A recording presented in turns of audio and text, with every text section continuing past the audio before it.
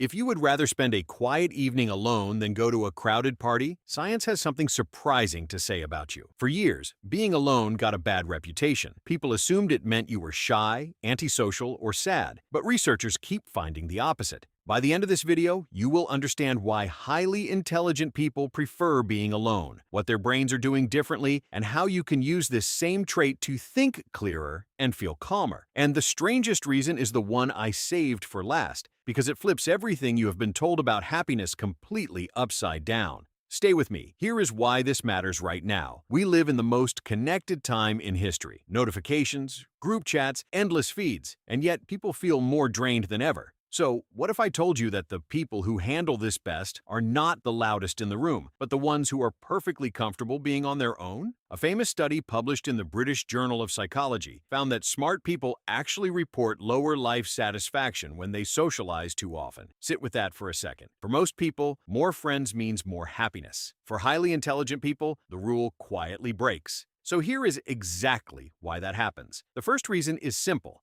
Their minds are already busy. A highly active brain is constantly thinking, questioning, and creating. Solitude is not empty for them. It is full. Time alone is when their best ideas finally get room to breathe. Psychologists link this to a richer inner world, where reflection feels more rewarding than small talk. Your action today is small, but powerful. Block out 15 minutes with no phone, no music, no input, and just let your mind wander. That is not wasted time. That is where clarity lives. The second reason is that they protect their energy. Constant socializing has a cost, and intelligent people feel that cost faster. Every conversation pulls a little focus, and they would rather spend that focus on something that actually matters to them. This is not coldness, it is awareness. They have learned that saying no to the wrong room is how you say yes to your own goals. Try this today. Pick one invitation or one obligation that drains you and politely decline it. Notice how much lighter your week suddenly feels.